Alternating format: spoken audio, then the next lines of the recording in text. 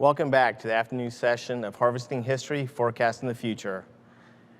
The topic for panel 3 is SOF and the IC and GWOT. Moderating the panel is Ms. Magda Long from King's College London. Providing their perspectives are a distinguished panel of experts, including Lieutenant General retired and Ambassador retired Dell Dailey, the former Coordinator of Counterterrorism for the State Department, Mr. Doug London, a retired CIA officer and author of the recent book, The Recruiter, Spying and the Lost Art of American Intelligence, Dr. Richard Shultz, Professor of International Politics at the Fletcher School of Law and Diplomacy and author of the recent book, Transforming U.S. Intelligence for Irregular War, Task Force 714 in Iraq, and Mr. Doug Wise, the former Deputy Director of the Defense Intelligence Agency and a retired senior CIA officer. Ms. Long, the floor is yours. Lovely. Thank you very much, David. Thank you for the introduction. Good afternoon, ladies and gentlemen, and thank you very much for joining us today. Thank you also to JSOU for hosting this very important conference on a very important topic. As you know, our panel will be addressing the relationship between SOF and the IC in GWOT. We will talk about some of the challenges and obstacles these institutions faced along the way and how they were mitigated. Guiding us in reflecting on this relationship based on academic research, as well as their respective experiences in and between these institutions, are first, Lieutenant General retired Dell Dailey. I'm certain most of you in the audience are familiar with his fascinating background and his work at SOCOM. Lieutenant General Dailey will talk about the DoD-SOF IC relationship more broadly. Then we will hear from Mr. Douglas Wise. As Dave said, Doug retired from the CIA in 2016, completing nearly 30 years of service in the intelligence community. Mr. Wise will talk about his experience with the CIA and the evolution of the relationship between SOF and the CIA in complex operations, starting with the 1990s.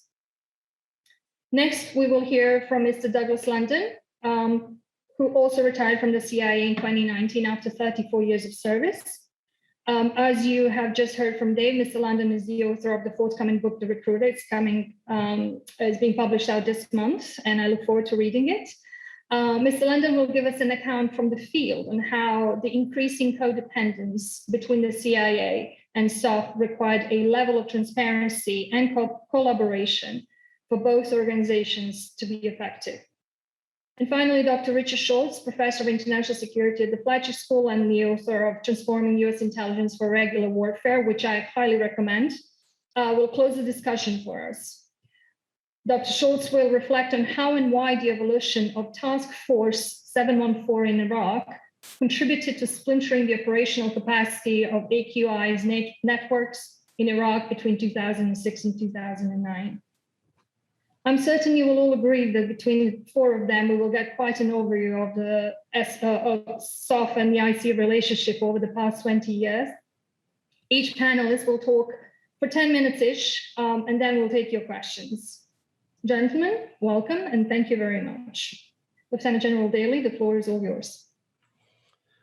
Well, Magda, thank you very much for the introduction and the kind words. JSOU has done a great job pulling together a superb team presenting the CT growth perspective of the last 20 years preparing for the future. It's great to be part of your team like this. It's great to be part of Dave Oakley's team like this. And of course, it's great to be part of Ike's team like this. So my first question will be, how did the last 20 years affect SOF interagency intelligence community relationships? First of all, we had a pretty good relationship. In the DC area, DoD, state, and intel community had significant staffs that were well-focused. DoD had a large budget, and it was considerably excess in state or the ICs, but it was probably within the realm of what we were able to affect. In nearly all cases, however, our limited horizontal integration was a key issue. Our vertical or unilateral integration was fine, but the horizontal external integration probably not as good as it should be. Away from the DC area and foreign countries, a far better and coordinated relationship existed at the worldwide embassies. Chief of Mission, State Department, Chief of Station, CIA, had clear authorities, and were very well coordinated. However, this was done in many cases at the ambassadorial director level. And when DoD became present, it had several military entities inside the embassy. They worked for both the ambassador and the DoD lead, but modest confusion was added. So the single most important area that was not as good as necessary and repaired over time was this challenge of lateral or horizontal coordination. Outside an agency, from identifying a problem to a discussion on the problem, to a decision on the problem, to execution of the problem, and ultimately follow-up, that became the challenge. And I'll give the best example that I know is in Somalia, 2008. We had a fast-changing combat operations, SOF on the battlefield doing ops in downtown Mogadishu, CIA support, IC support, and DoD non-SOF support were present. However, approval for conducting a lethal strike, lethal meaning fatality, had to go to the state for final approval. Initially, it took several weeks to perform, way too long in this battlefield for fast action decisions. So state decided to set up a hotline under the control of the state CT Bureau between the SOF on the battlefield, the US envoy in Somalia located in Nairobi, the ambassador of Kenya located in Nairobi, the intelligence community folks in the embassy, and the assistant secretary for Africa located in DC. Time for decisions then went from weeks and days to just 30 or 60 minutes. The solution was established for horizontal communication with key decision makers from the separate agencies. Months later, the situation became reversed and DoD took weeks for a decision. So the hotline was modestly successful. Next, as a military commander during part of my career and an ambassador in the latter part, we realized that horizontal coordination was vital and frankly tough to facilitate. The main reason were resources, funding / manpower. In most cases, state was very limited. They did not have an abundance of personnel, and funding was traditionally limited or non-existent. As a military leader needing state or IC elements' actual presence on the CT battlefield in staff headquarters and in numerous decision-making units, we could not obtain that, so we offered up the following funding and manpower solution. One, the military would pay temporary duty to a representative from the state or the intelligence community. DoD / SOF would pay for housing, transportation, a stipend, and for rations. The state or the intelligence community would then take that received money and have to provide one person or persons in IC or state positions to reside in the Military Operations Center. That was kind of a new angle for all of us to act on, but it turned out to be pretty good. If the duration of these sessions were over 6 months, then the opportunity for a operational efficiency report or an efficiency report could be rendered from DoD to the services or to the Intel community or to the State Department or vice versa. Today, portions of this liaison program remains in place. So to capture the initial issue, best answer is we are far more integrated today and connected today with the key issues and the key levels and the key locations in SOF and in the DoD and intelligence community than we were before. My second question was, how has this evolving relationship affected approaches to security challenges and operations? I would suggest that the lateral horizontal communications has been successfully increased even more today. They're more formalized all the time, and all the time now ensures better connectivity. There are people in ladder assignments. However, they have evolved and are even further enhanced and accelerated by our incredible digital information technology leaps in cyber, in machine learning, in instantaneous message movement, and all the other fast-moving, fast-affecting, rapid information systems. So the lateral interagency coordination has occurred faster and the dissemination has been equally accelerated. Remember the incident I mentioned in Somalia? just recently. At that time, we used telephones, antique telephones. Now, 13 years later, obviously, it's even faster. It's electronic. And I would say that this relationship has all the speed of light, unquote. Because our systems today are the state of the art, we still have a much larger share of personnel from the agencies in the DoD, IC, and state world, and that reciprocity stays in place. But now we've got the speed. My third question follows, what are the benefits and risks and how the SOF IC community evolved and where it is now? Right after 9/11, before our first response in Afghanistan, one of our intelligence organizations was using a new information collection device. It was an unmanned aerial vehicle, or the acronym is UAV. Today, it's very common and totally accepted, but it was a very, very new capability 20 years ago. In fact, one of our larger and early UAVs had crashed in the Pakistan-Afghan border area. Initially, the UAVs, were intel collectors, but soon afterward, they became equally decisive and more powerful as an operational weapon. The initial accident we had disappointed us, but we were not stymied. We continued to use them, build our fleets of multiple UAVs with incredible capabilities. Today, it's a powerful addition to our CT global efforts. I do not believe we still appreciate its full capability, but at least it started in the CT arena immediately following 9/11. Now let's look forward to UAVs. For example, what happens when we put these into a stealth mode? Or even more so, what happens when our adversaries have a global UAV capability and they put that into the stealth mode? So let me cover a couple of our benefits, if I may. First, incredible speed and confidence in decision-making. Second, informed decisions that are very powerfully validated by past and actual events. Third, strong relationships that are made and maintained over considerable time throughout our organizations because of repeated assignments. Dailey and Wise fall in that category. Easier transition moving from one government organization to another. Greater continuity. And sixth, fully integrated response that covers all agencies. Of course, our risks are the possible misuse or misunderstanding of the information, becoming entrenched with a fast design, but it's not fully vetted. Possible rogue element could use items improperly. Then, of course, electronic penetration by terrorist elements. Finally, and in closing, in all that we have learned since 9/11, our single most important factor for me is the quality of intelligence. Our opening days, it was marginal. We did not have legit CT targets, no individuals to pick up, no case of weapons, intelligence, or ammunition, no aircraft to destroy, no critical modes to intersect, track, or follow up.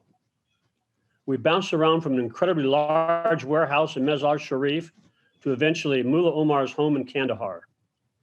Comfortable we would not find him there, but there was a chance. However, going into the Taliban key area of operations was powerful. Their capital, going to their leader's home, walking through it, retrieving any articles that may be of value, searching the area as if we owned it, subduing a firefight on the outskirts of the target area, and then departing, with all of our troops and aircraft accounted for as fast as we did that. That particular action sent a shockwave throughout the Taliban, throughout Al-Qaeda. We later received interceptions of the communications with the Taliban leaders expressing great doubt and negativity to what they had created. Quote, "My God, the Americans have flown into our city, into our homes. How can they do this to us? Oh my God, woe is us, unquote. The dread that we created in them certainly was not as overbearing as New York City and 9/11 6 weeks prior, but it was powerful nonetheless to a specific organization. Therefore, once again, I go back to my opening remarks. Quality intelligence is absolutely the most important lesson learned from 9/11 for our counterterrorist operations today. tactical intelligence, operational intelligence, strategic intelligence, and national level intelligence. It is critical and essential. Magda, back over to you, please. Lovely. Thank you very much, Lieutenant General Dailey. That was very informative and great presentation. I'm sure we're going to have some questions for you. Mr. Weiss, will you take it for us now? Yeah, Magda, thank you. It is certainly an honor and a pleasure to be on this distinguished panel. And thanks to you, Dave Oakley, and the JSOU faculty for pulling this entire seminar together. I think it's well-timed, to say the least. I'm going to kind of walk you through a little bit of the evolution of CIA IC relationships. My comments will be very CIA-centric. Why? Because I spent 30 years there. A little bit more on my background is that I was a military detailee at the CIA in 1987. To give you a sense of where we're versus where we are today, where General Dailey can be an ambassador, Dailey in the State Department, and I can be the deputy director in a defense intelligence agency. When I was a detailee in 1987, there were 6 of us, and I concealed my military identity because of the cultural antibodies that would come out just on the basis of my military background and my military affiliation. And so we've come a long way, but I think all the panelists would agree. We've probably got a long way to go. The period of transformation between the two entities of CIA, and I'll limit it to SOF rather than the broader DoD. I experienced that very personally. This is not a theoretical issue for me. And I experienced it in many different parts of the world for CIA. So all of my comments are rooted in that. I think it's useful to discuss the early days that, General Dailey mentioned them. Those are the early 90s and before. I think SOF and CIA, quite frankly, had things were very distinct. General Dailey mentioned that. Distinct missions, distinct organizations, distinct authorities, and they were all very clear. And quite frankly, we stayed out of each other's ways. And I think more importantly, perhaps, we had very distinct cultures. And I think for those of you who have had the pleasure and the honor of engaging CIA or OGA as we know it, I'm the first to admit we're an acquired taste. And so we're kind of like caviar or warm beer in that sense. But CIA's culture is very distinct, and that distinct culture bears on the relationship and how we evolved over time. In CIA, we valued individualism. The reward system is set up to support that. We eschewed in general, and I'm generalizing here, cooperation and collaboration. And in fact, some would argue, I remember a boss of mine telling me, working with somebody else is a sign of weakness. We're evaluating you on the basis of your own skills and your own strengths and your own accomplishments. We're doers, we're not planners. We limit sharing. I should say that CIA is even hard for CIA people because of this in a great measure. And we have a high CI awareness, and we have high CI sensitivities. And so our impulses to reach out, to share, to engage, to collaborate, to cooperate is, quite frankly, much less than any of the other agencies and departments, and that includes the IC as well. I could define the DoD contrast, but I think most of you, women and men who are in the audience, probably know your own culture exceptionally well. So I'll just say it contrasts starkly with CIA's old culture, and it has changed over time. As I said, we stayed in our own lanes, but you have to keep in mind that even though we had a culture that to some was unappealing, to us, quite frankly, it directly supported the president's mission that he gave to CIA. We were focused on a national consumer, not on a tactical consumer.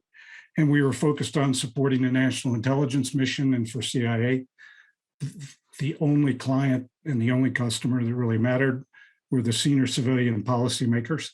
It was the president of the United States. And we weren't focused on support to the warfighter as we are today. We primarily supported policy. We weren't producing actionable intelligence. tactical in many respects, as General Dailey said. And I think it's also useful to keep in mind that CIA did the bulk of the global CT business before 9/11. And most of that collaboration was with the FBI. I know that very well because my detail assignment was in then the very young Counterterrorism Center, where I was a branch chief for an operational branch. And we were well positioned to do that global CT mission, quite frankly, because, as General Dailey said, we were positioned with our interagency partners in literally every part of the world. There's a lot more granularity to the early days. And for those of you that are historians and have a greater degree of interest, I would highly recommend Dave Oakley's book that came out, Subordinating Intelligence. He really provides a much more detailed and much more comprehensive description of how it was back in the old days, and particularly the impulse to collaborate and to cooperate a lot more interagency-wise in the aftermath of the Gulf War. So anyway, I think Dave Oakley's book would be very useful for that. As time went on, we evolved into more complex situations, the mid-90s to 9/11. General Dailey mentioned one of those, which was, the very, very difficult operational environment in Somalia. And I also include Bosnia in that because SOF and CIA were operating there as well in a way that had never been done before. And we were learning lessons minute by minute, learning lessons. The result of all of these complicated geopolitical challenges that lay at the feet of CIA and its SOF and the CIA partnership was that CIA began to increase actionable intelligence. It didn't produce as much as the warfighter would want, but nonetheless, we produced a lot more than we did from the day I joined CIA. We developed at the same time significant paramilitary capabilities. SOF developed significant intelligence capabilities, and General Dailey was a significant architect of that growth of intelligence capabilities within the special operations community. The missions and authorities became, in my view, a little less distinct, a little less clear, and a little more ambiguous as each of us tread upon the battle space of each other. But the benefit was, as General Dailey said, we gained much more exposure to the other tribe. And that would bear fruit in just a few years when folks like me deployed to Afghanistan in the aftermath of the attacks on 9/11, and many of our SOF colleagues who were in Bosnia and other places with us showed up at the same time in the same locations. And also in CIA, we created this thing called the Office of Military Affairs, which I'm sure all of you know now as the Associate Director of Military Affairs, and it's become quite substantial from its very humble OMA days. And to give you an example, in Bosnia, how we actually operated is I had a base in Bosnia, operational base chief, and I had an interagency team. I had CIA resources, I had US Marines, I had Defense Human Resources, I had paramilitary, and I had SOF resources. We were all integrated, homogenized, and we're trying to learn how to do all of this stuff that seems to be pretty de rigueur today. Then, of course, 9/11 happened. The CT mission exploded for both SOF and CIA. The CIA was thrust into the world of producing actionable intel. And I should also point out that we continue to have tension between this production and the national intelligence mission, because while we were producing actionable intelligence, that was an opportunity cost paid against the national intelligence mission. And it was very difficult, I think, for the senior leadership at the time to be able to create the right balance. There was an insatiable SOF demand for tactical intel, which was driving the explosion of tactical intelligence production in CIA. And now we both in the same battle space, Afghanistan initially, and then Iraq, and then ultimately other battlefields later on, we shared the same battle space, and thus we shared the same mission, the same risks, and quite frankly, we adopted each other's TTPs, and we became extraordinarily mutually supporting. The result of this is we broke down barriers, we eroded the stovepipes, we dispelled mythologies, and we learned an awful lot about each other. And I'll only say that I learned an awful lot about my SOF colleagues. Mutual respect, we understood each other's capabilities and shortcomings and strengths. As I said, we became mutually supporting. We developed deep friendships, and quite frankly, we mourned each other's losses on the battlefield. And then CIA and SOF in the future, let me just wrap up here. The bad news is that both CIA and SOF will now have to conduct a CT fight in the context of the great power competition. So once again, both of our institutions will have to potentially dramatically change. CIA will have to retool and recast its paramilitary capabilities. It will have to transition much of its GWOT collection infrastructure to support the great power competition and existential national enemies. SOF has already begun that transition in the creation of unique squadrons in some institutions and the 4th Battalion of the normal Special Forces Group, the Special Activities Battalion. And those are reflections of recognition of how the geopolitical landscape is changing and how SOF needs to find the niche and how CIA needs to find its niche as well. Although for CIA, it's a little more natural because of the national intelligence mission. But the missions will evolve unequivocally. The training will evolve. We'll increase joint training, which was unheard of back in 1987. The cultures will evolve in the ways that I described for mutual support, mutual respect, and mutual understanding. The good news, as Dailey said, and I really believe this, is we're starting the future in a good place. Why? Because of the last 20 years of hard lessons learned and hard accomplishments and great success in many places in the global battlefield. So my hope is that we sustain the partnership momentum our generation began. It's not a matter of do we have to create it, it's there. The challenge for the future, the young officers and leaders of today, it will be to sustain that. And my fear is that there's a risk of regression. Why? It's because in our day, we had over 1,000 officers in 2 different CT fights overseas. And now there's just a handful. So all those young women and men of all the different flavors of CIA and all those women and men in the SOF community got a chance to share that risk, share that mission, share that physicality with each other. And the number of officers that will have that opportunity in the future will be infinitesimally small compared to the way it was.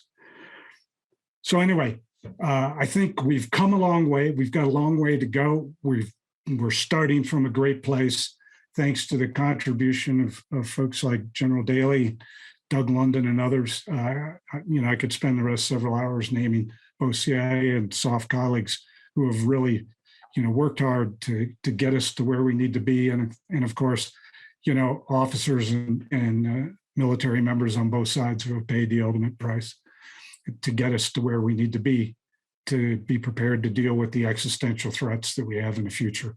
So Magda, back to you, ma'am.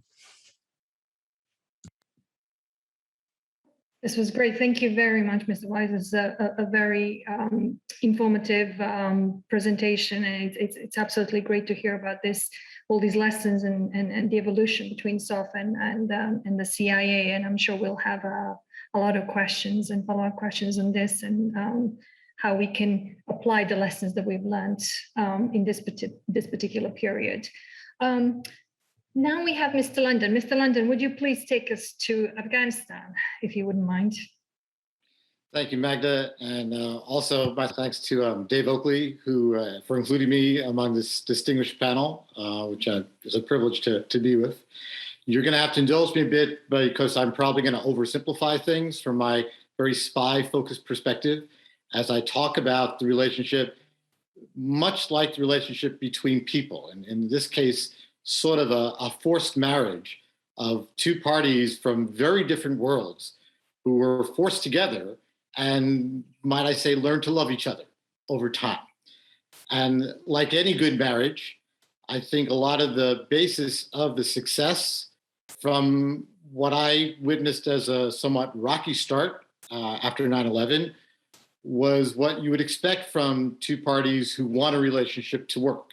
And I think that was a significant change. The desire for the relationship to work, the realization that there was a tremendous value added by working together, and the growing codependency that I believe facilitated success for both my SOF colleagues and for CIA, without which I don't think either could have done nearly as well as they did in achieving mission. So for a little context, just for some perspective from where I come from, I joined the agency in 1984 and I retired in 2019. And I did not come from a paramilitary background.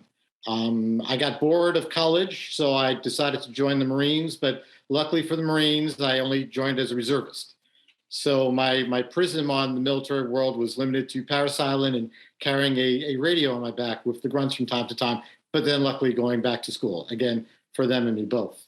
So the agency I grew up in the first 17 years, the first half of my career, the interaction between myself and my CIA colleagues and the military in general, but particularly in SOF, was very limited and generally on an individual basis. Stations I would work in might have had a military collector, might have had a deployed temporary presence of SOF operators there because there were problems. There was a potential for a NEO, for a non-combatant evacuation. There were particular specific operations going on. And again, I was dealing with them and learning about them and learning about the institution that is SOF by the ambassadors you sent, the operators themselves. And it was always very favorable in that respect for the most part. I mean, there's always aberrations on either side. But I did not really experience the institution, DOD as a broader entity, and certainly SOF and then later JSOC. And that changed, obviously, after 9/11, as we were both, as I suggested, thrust into this greater collaboration, this greater work together for common cause, for common mission. And it started off, I would say, somewhat rocky. And I think somewhat from a cultural bias that certainly I had as a CIA officer, and I think I encountered somewhat among my SOF colleagues, where, we didn't really think we needed one another. Right? Why do we need to even work together? We could do this. CIA was, we could do our own paramilitary capabilities and we could do our own operations and we could develop our own technology. And I think there was a bit of that from the military. And for historical perspective, I think we'll recall that Donald Rumsfeld, who was Secretary of Defense at the time, wanted very much to model his image or his vision of SOF on some of the lessons learned from what CIA did at 9/11 and getting into Afghanistan and some of the benefits of our flatter management and delegation. And I think that at the beginning it was, we'll just kind of copy them, but still do it ourselves, because in those initial years, and I would be out in a station management position overseas, that whole Title 10, Title 50 friction was legitimate, I think, at the outset. From both parties. Things really changed for me over the years in the opportunities I had to work with SOF, and throughout most of those years up until around 2015, again, I came at it from really a field perspective of just being in a station and accepting SOF operators to work in my theater or approving operations or being a coordinator for those operations. In 2015, I came back from what would be my last field tour, and it was in the Middle East.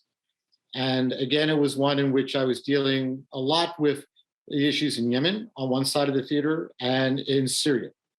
But again, my interaction with SOF largely in those activities, and it was not insignificant, was specific to a particular operation or the particular people involved. In 2015, the CIA's Counterterrorist Center brought me back, and they put me in the front office to work in what was then described as the Title 10, Title 50 manager. And it was sort of a position they created because of the increase in activities that CTC as a center particularly had, working with JSOC elements in deconflicting variously operations of a covert action nature, of a paramilitary nature, and also those of a particular kinetic nature, which of course I'm limited to discuss in details, except we're all kind of on the same track of what I'm talking about. We were looking at areas outside of conflict zones for a lot of these activities, which were guided by, at the time, presidential policy guidance from 2015, which was rather restrictive on both the military, on SOF and CIA. And remember, outside the conflict zone, there was a greater interpretation of the presidential guidance as opposed to what the military was used to of law of armed conflict, where I think the interpretation is sort of having reasonable confidence or medium confidence, at least in CIA jargon, before taking a strike, and attention to collateral damage, obviously, in that spirit of proportionality, but with, I think, a bit more flexibility in a war zone than outside of a conflict zone. So we encountered that in Syria and Yemen, where particularly in Syria, there were limits on what CIA was allowed to do. And there were decisions undertaken that we would make use of, and my colleagues probably know the breakout of the acronym, DSSS authorities, which is where, like in the Bin Laden raid, the SEALs were put under CIA authorities to do it as a Title 50 mission because it was covert action. It works both ways, obviously. CIA officers can be placed under military authorities under DSSS and vice versa. But here we were looking at times, transferring an entire CIA capability for the military to give final authorization on executing an operation where it would be CIA assets, CIA ground rules, if you would, but the military would overall have the final say on command. I would tell you that despite by 2015, there was a great deal of progress in the relationship between SOF and CIA. There was a great increase in trust, in partnership, based on, like any relationship, better communications, shared experience, confidence building, risks that we had taken together, and sharing success and failure together, and mourning colleagues together. So that even in 2015, when we entered in this new space, there were some frictions in terms of taking CIA TTPs with a military command at the end of it, or vice versa. There were obviously, as there always are, any number of memorandums of understanding, terms of references, and such like that. And I was really baptized in a military world that I had not known before. I had to frequently go to Fort Bragg to go to JSOC. I would sit in on military strikes to get a feel of how they would conduct it. And I would tell you, first of all, just as a CIA officer, just the numbers were astounding. You know, where CIA would bring like 2 to 3 people to a meeting, there'd be like, you know, a dozen or two in the military. A lot of similar roads and processes, but just with a lot more people in the room. And so witnessing this firsthand and dealing with the general officers, because at the end of the day, it would be the general officers at Bragg who would be the ones saying yes or no with a CIA capability. It, again, was a forced integration of cultures and mindsets and approaches, which turned a whole new page, which I think rocky at the beginning and a little awkward at moments, really showed that both sides wanted this to work. After a year of doing that, the CIA made me chief of what, well, we call it a different name, but what I say is the South and Southwest Asia Department. And like all departments now in CIA, but certainly at CTC at the time, it was a fusion center. So my staff basically was composed of CIA and members across the intelligence community, including the soft elements, including JSOC. And my responsibilities, of course, included Afghanistan and Pakistan and the CT operations on the ground, for which there was a great deal of CIA paramilitary activity, covert action activity, deconflicting with then task force on the ground. What I got to see firsthand was what had been built before me. And I know Doug and General Dailey spoke of this, the infusion of people on these different teams. I had representatives from JSOC, I had Rangers in my department, I had folks from FBI and Secret Service and the whole pool of people, which was indispensable for One, communicating the realities. And there's also a good aspect of clientitis that becomes, because I think it's funny, and I'm sure many of you have seen it. When a CIA officer gets embedded in JSOC or vice versa, suddenly they're worried about the equities of their host. And they take on, at times, a rather position of advocate. And if nothing else, it's their credibility that, okay, I know, I've got a CIA person over at Fort Bragg, so I have a feeling of trust in what they're telling me, and I think likewise was true. I had 2 different task force commanders over my tenure in that job, responsible for this region. And they were both excellent officers. And both of them showed a real appreciation for the investment we had both made in sending our people to one another's teams. Of course, task force, the Rangers, we had the Rangers at the time in Afghanistan. They rotated fairly frequently, I think every 3 to 4 months. So we made a real effort to go out there, to go see the battalion, see the regiment, and the units that were deploying well in advance of their deployments, embedding some of our people, setting some of our smart folks who could do briefings, who could then speak not just to your analytical products, but particularly with the command element of TF, our operations. The idea of giving greater transparency, of mitigating against any old thoughts that, they're hiding things from me. They're doing things because either it's a turf battle, it's a rice bowl, or they don't want to share credit, or they don't want us to beat them to the punch. There was a tremendous amount of transparency that we had with the command elements in terms of what we were doing and our capabilities, so much so that they would come sometimes as they would rotate out to CIA headquarters. We'd bring them down to our spaces in our conference room. I'd have our people sit out there with them, go through activities, and they were like, do you really want to tell us all this? I mean, some of the sources and methods, but we were sharing common risk and shedding blood together in these spaces because our paramilitary activities were terribly dependent on the military infrastructure, on the capabilities, everything from combat air support to CASEVAC. And there was literally an integration of Rangers into our paramilitary forces, which was very much an advise, assist, train, and guide units. And likewise, task force was benefiting from target packages that we were putting together for them, which allowed them to use their resources because they were relatively small, most effectively, and particularly to achieve success against those areas where they were under the greatest pressure to perform. So the second commander of task force, I remember really well, him coming out for his meetings and sitting in the conference room. And then we had a one-on-one, went to my office and sitting there talking with me and saying, I've got to tell you honestly, Doug, I came into this with a background where my experiences weren't always great.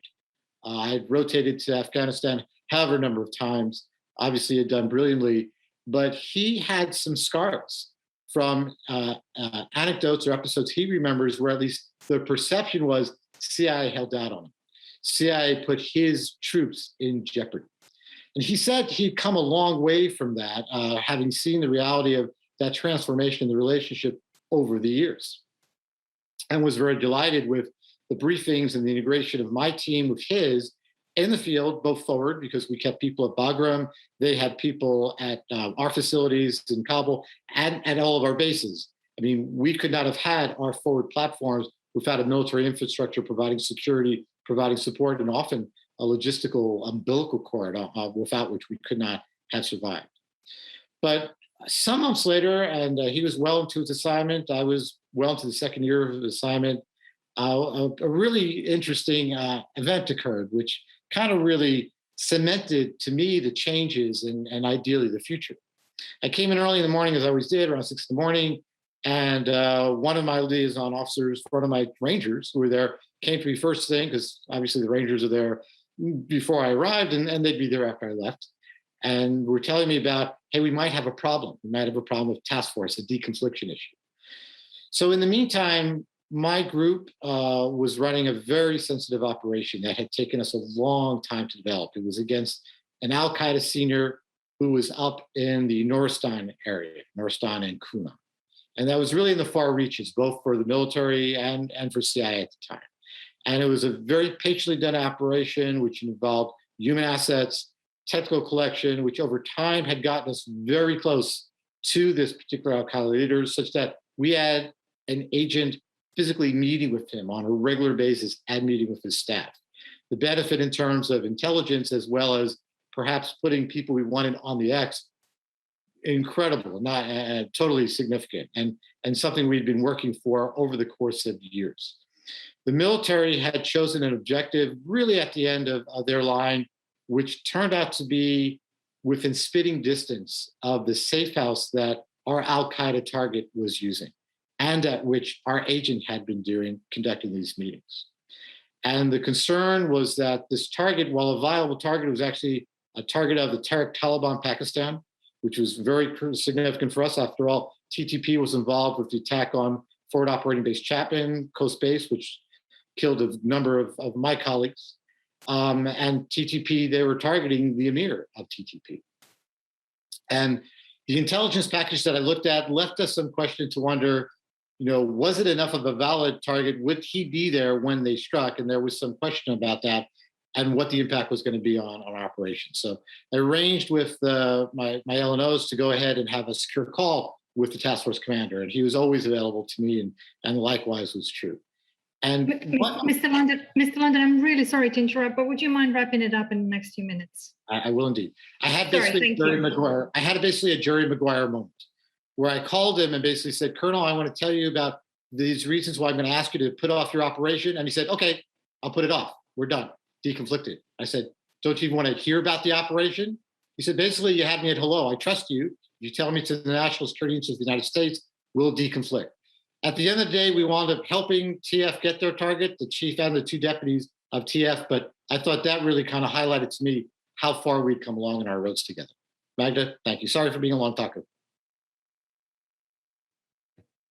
Thank you very much. I'm really, really sorry for interrupting. I was enjoying the talk, and then I realized that we've gone a little bit over, so frantically tried to figure out how to interrupt you. So thank you very much for this fascinating talk. I already have a few questions for you, but of course we will wait until the end and see what our listeners and our panelists also have for us.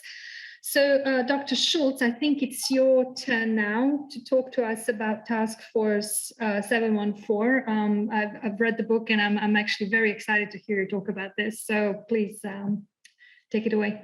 Well, I mean, first of all, let me say that it's really an honor to be on a panel with these three gentlemen who've accomplished so much. I'm an academic from Boston. And I want to make a few comments about what I learned with respect to the relationship of intelligence and operations in the context of the JSOC task force in Iraq, Task Force 714. Now, let me begin by noting three developments that had a big impact on that task force. These aren't earth-shattering, but they are important to note. And that is the task force found itself in wartime. It was not built for wartime, but it found itself in wartime. It found itself in a war that was irregular and in which non-state actors were central, and that those non-state actors were quite different organizationally and operationally from their 21st century counterparts. So these three developments had a profound impact on intelligence and its relationship to military operations as this evolved with Task Force 714. And one sort of basic way to understand this was reflected in how 714's J2 explained what he thought the new relationship between intelligence and operations would be in Iraq. And he said to General McChrystal that essentially right now, 20% of everything you're doing involves intelligence and 80% operations. And you've got to turn that on its head.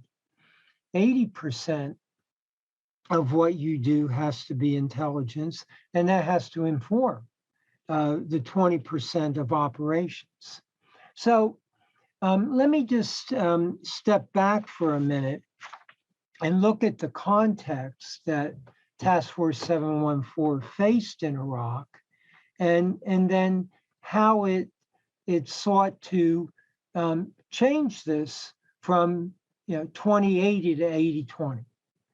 So in 2003, when Task Force 714 was deployed in Iraq, its mission initially had nothing to do with Al Qaeda per se. It was focused on something else, but it quickly was given this new mission of dismantling Al Qaeda's decentralized networks. Now, this was a different kind of adversary that 714 faced, and so it had to really change the way it was organized to do so.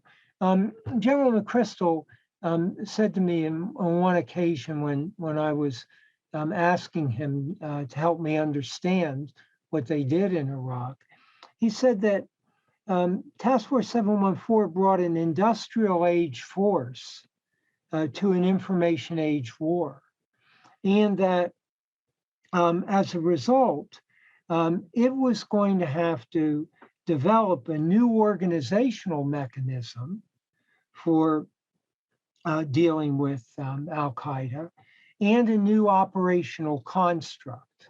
So what I thought I'd do is just, make a few comments about what this new organizational construct looked like, and then the new operational one. And you all are familiar with this, but the organizational construct was to establish what Bill McRaven called a joint interagency intelligence task force. And now an interagency task force isn't anything new, but this was going to be an interagency, joint interagency intelligence task force.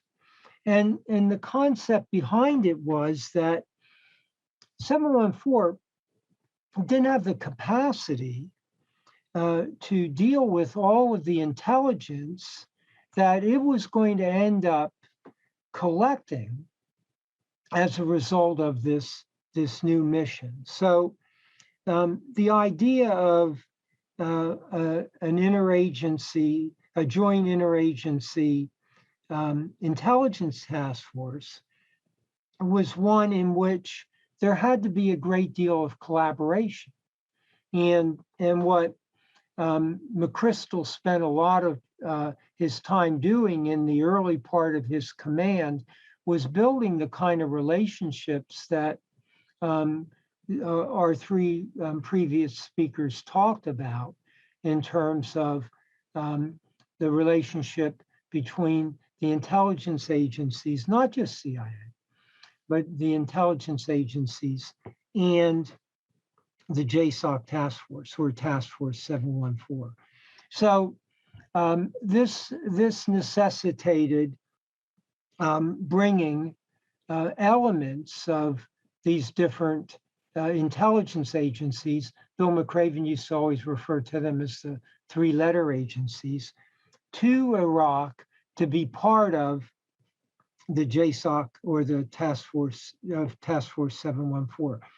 They had to create this mechanism in order to mine all of the intelligence that was going to be gathered as Task Force 714 increased its operational tempo. And it increased its operational tempo exponentially. I would tell you that in August of 2004, the task force conducted roughly 30 operations a month. And 2 years later, in August of 2006, it was conducting nearly 300 operations a month. Now, those operations were intelligence collection oriented. So when a mission would take place, in addition to dealing with the target, there was a big effort to collect all the intelligence that might be available on one of those sites. And this could be considerable when you think about the fact that these Al-Qaeda cells were employing all the modern tools that we know about. So all of this information had to be collected, and then it had to be processed and analyzed. And that is where this idea of bringing together the intelligence agencies with the operational component in Iraq was so important. And so the Joint Interagency Intelligence Task Force established the means and brought the mechanisms to Iraq to be able to process and exploit this intelligence. And that required a new operational concept, which was F3EA. So initially, Task Force 714 was following the process of F3, which was to find, fix, and finish targets. Well, when you changed this to F3EA, it meant that you were going to spend a great deal of time exploiting and analyzing all the intelligence that was gathered on raids, which meant cell phones, computers, hard drives, documents, and so on, and making that intelligence exploitable. So this meant that new platforms were needed to exploit that intelligence as well. So the story of 714 is a story of how an organization that was built for one context adapted to a much different context. And in doing so, they developed an organizational concept for exploiting intelligence, and then an operational tool, an operational concept as well. And what was the impact of all of this? It eviscerated Al-Qaeda's networks in Iraq between 2006 and 2009. And this was reflected in the sharp decline of Al-Qaeda's operational tempo. I mean, it went down considerably because this system that was created by 714 was able to collect and then exploit that intelligence and get inside these networks of Al-Qaeda to dismantle them. And so, you know, what McChrystal said was that by being able to do so, they were able to in effect, cut the guts out of Al-Qaeda. So that's kind of the story of 714. Complicated story. I certainly haven't done it justice here, but I think it was a remarkable effort. And I do believe that especially in terms of how they employed new mechanisms for exploiting intelligence, there's quite a bit to learn from that. And I'll stop there. Lovely. Thank you very much, Dr. Shultz. This is actually fascinating. And this whole topic, and for somebody who's quite interested in this topic of discussion. I have so many so many questions, but let me see if I can kind of put them into little brackets so we can focus on one thing at a time. So one of the things that's been constant through the presentations has been this: what are some of the lessons that we've learned in this past experience, and how we can improve, and how can we apply them in different scenarios, right? So one of the messages is that we learned to work, SOF and the IC learned to work together in counterterrorism operations. How can that be applied elsewhere? So one of the first questions actually that came then that was on my mind is related to the wartime information technology network mapping, which is different, as well as counter threat financing and characterization of HVTI. This is different in wartime than it would be in great power competition time, right? So how will Title 50 experts have to change and grow, if at all, to learn or to apply what was learned in counterterrorism operations and in the past 20 years to the great power competition, if you will? And this is open to the panel. So if anybody wants to take it first, that would be great. Magda, this is Doug. Let me just make a very short comment. I think in the terms of technology and the advent of new sources of intelligence, I think one of the things that will be, it's already having an effect, that we need to be faster adapters and adopters, which is the open source intelligence. For those of us who were in the clandestine service, we believed, and rightfully so, that the only valuable information would be secret information, non-public, limited to a very few, and that because of that would have extraordinarily high value. So I think learning how in the clandestine world we can integrate, we can acquire and integrate open source, essentially totally unclassified, readily available, massive amounts of data. So I think the use of the integration of all that data, I think, will be important on both the CIA and on the soft side in the CT fight of the future. Magda, this is Dell. I'd like to pile on top of that, if I may. Please. That collection of classified mixed appropriately with this OSINT would probably be in about a 15 unclassified % to an 85 on unclassed. What our challenge is going to be is that volume of unclassed or open source. So that's probably a better term. And I think that we've got an awful lot of mechanisms going that way. And I tried to dabble a little bit that with mine at the tail end about the classified systems and the unclassified systems that are out there that we can use that have some of that stuff is just 20 years old. In the scheme of things, it's revolutionizing the fight. And it's given us a tool that's just in that short period of time. So I guess my comment would be is that I fully support what Doug has pulled out or commented on, is that it's a whole different effort.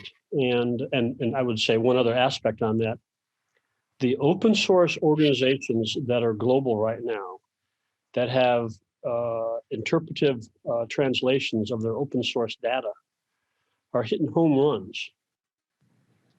And we ought to watch what they're doing, because that's going to be valuable for us in the future. Back over to you, Magda. Thank you very much, General Dailey. Mr. London, Dr. Shultz, do you have any comments on this?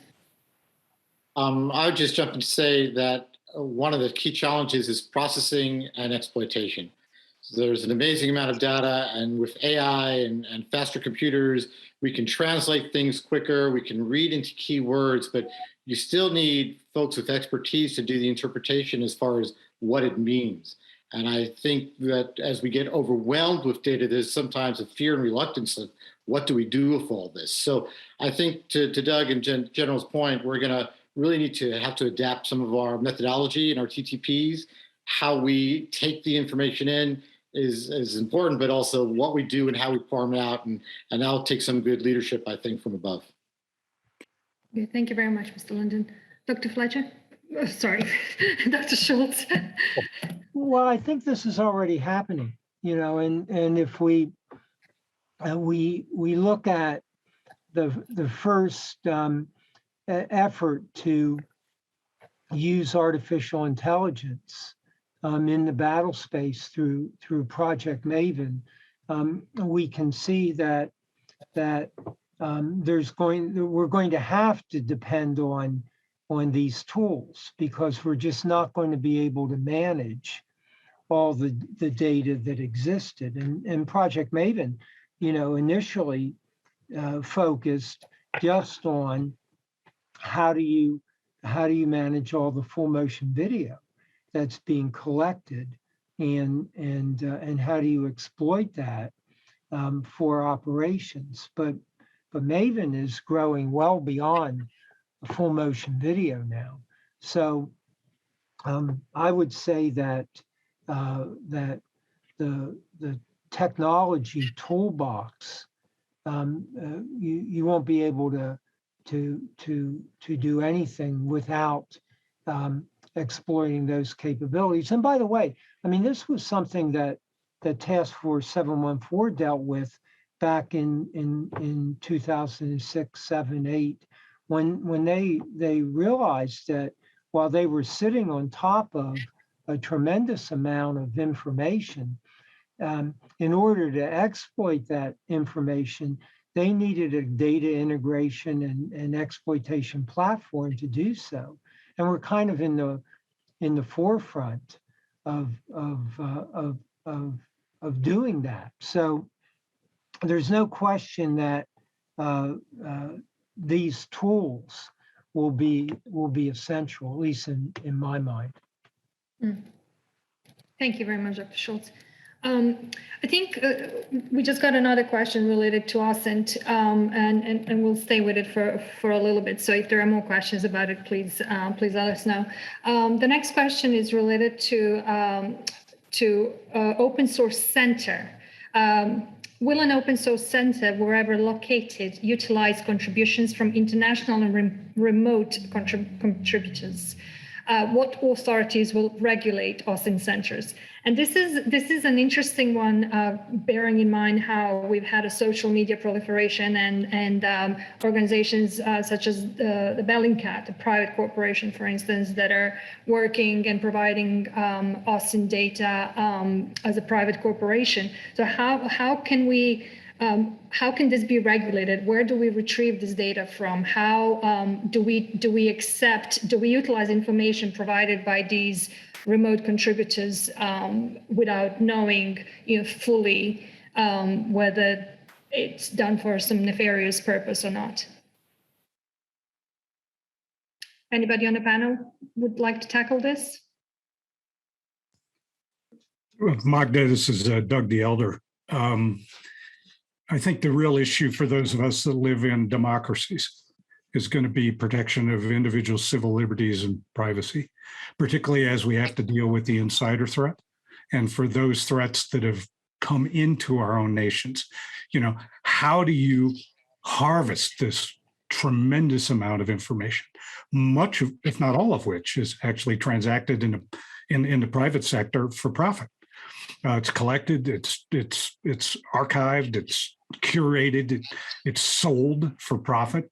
And so how do government agencies, whether it's the Five Eyes governments or non-Five Eyes governments, how do we use that in a way that doesn't abridge, the protections under law in the Constitution in the United States? Protection afforded to our citizens. I think that's the big challenge. I think the good news from an operational standpoint is, speaking as a former case officer, I'm not really worried about that, and I'm sure my ODA commander level counterparts probably aren't really worried about that issue either. So I think it's for those of us with the silver hair that have to really worry those kinds of things. Thank you very much, Mr. Wise. Anybody else would like to tackle this before we move to another question? Yeah, I would, just to follow on a little bit with what the team has said. The availability of OSINT in the commercial world is growing and growing and growing. And people who use that are becoming more and more selective. And what I think we're seeing is, hey, if what you've collected has any true military intelligence value, we're not going to hire you. We don't want you to use that in your incubation of the information. Now, that may be a good idea, it may not be a good idea, but my point is that recipients are already saying, we don't want to infringe on the personal rights, we don't want to violate rules and regulations, and we'll make sure your collection process is legitimate. Right. Great, thank you very much. Let's move on to another topic. We don't really have much time left, probably about 5 minutes-ish. So all of you have touched on culture in some way or form. And I think one of the things that members of the audience, as well as myself, would like to know is how do we see the continuation of the culture of collaboration that you have talked about in different scenarios. So for Mr. Wise, starting in the 90s and then post 9/11, and this this transparency between SOF and the CIA in Afghanistan and in Iraq. How do we see this developing going forward? How is this culture, what we've learned, do you think it will be a norm going forward, or as we reorient towards the great power competition? Is this something that both SOF and the IC will hang on to because it's an experience from the field? Any of you? Well, Magda, go ahead, Dr. Shultz.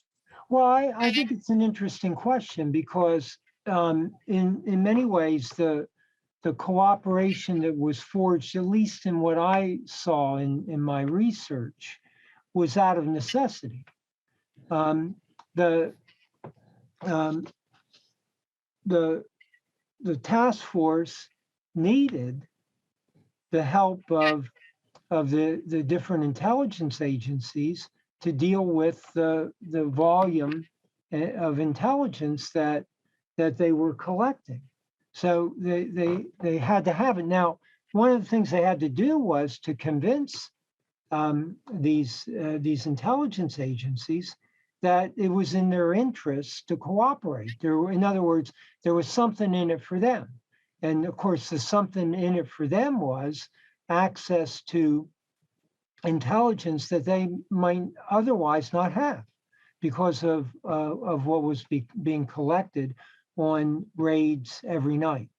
So, that was in their interest. And also, it was in their interest to take part in this mission because this mission was the mission, how to deal with Al-Qaeda in Iraq and to degrade it.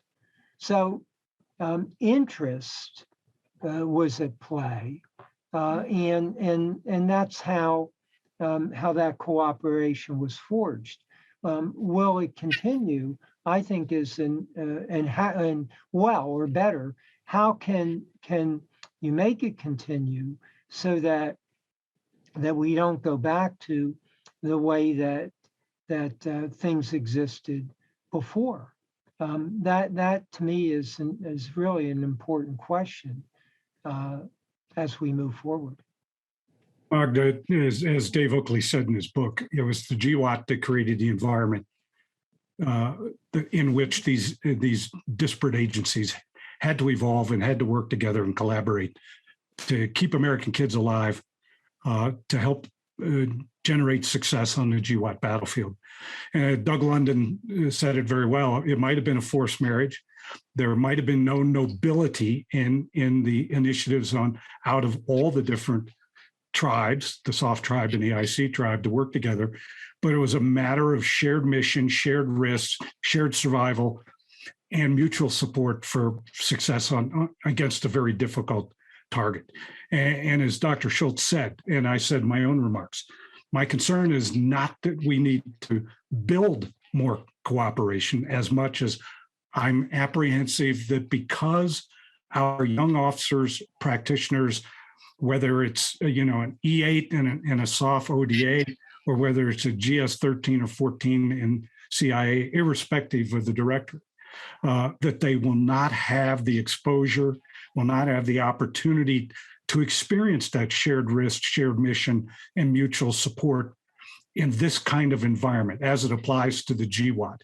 They and their leadership will certainly have to adapt that in the great power competition and figure out what role does the CIA GWOT infrastructure, what role does SOF play in the great power competition.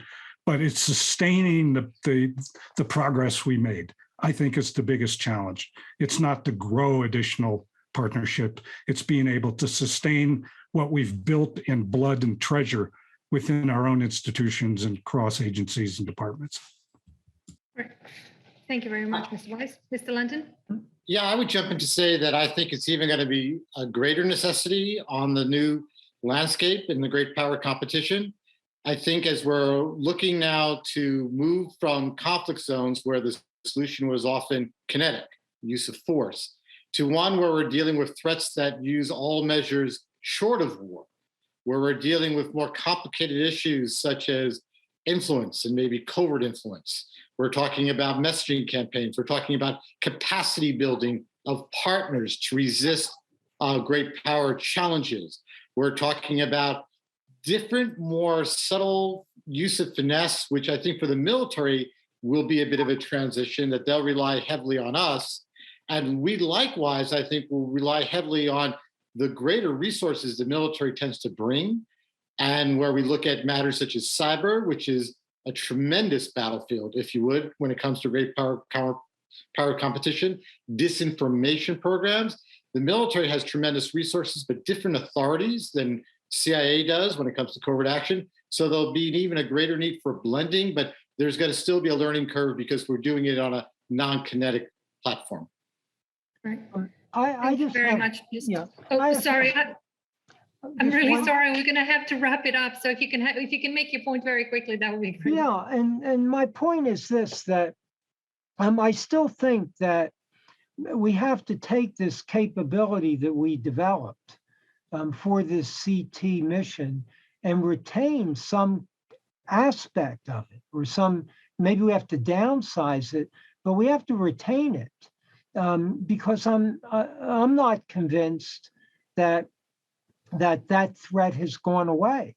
It may not be as robust as it once was, but the need to maintain a forward light footprint in various places, I think, is an important capability that we would get rid of at our own cost, and danger. Well, thank you all very much for your comments and for your presentations. This concludes our panel 3 discussion. Thank you for joining us for this stimulating discussion. I do hope you enjoy the rest of your conference. Thank you all very much. Thanks, Magda. What a fantastic panel. A topic I am particularly interested in, found myself taking notes feverishly to pull those lessons learned from the past. So this brings our session on SOF and the IC and GWOT to a close. Thanks again for our panelists for their comments and perspectives.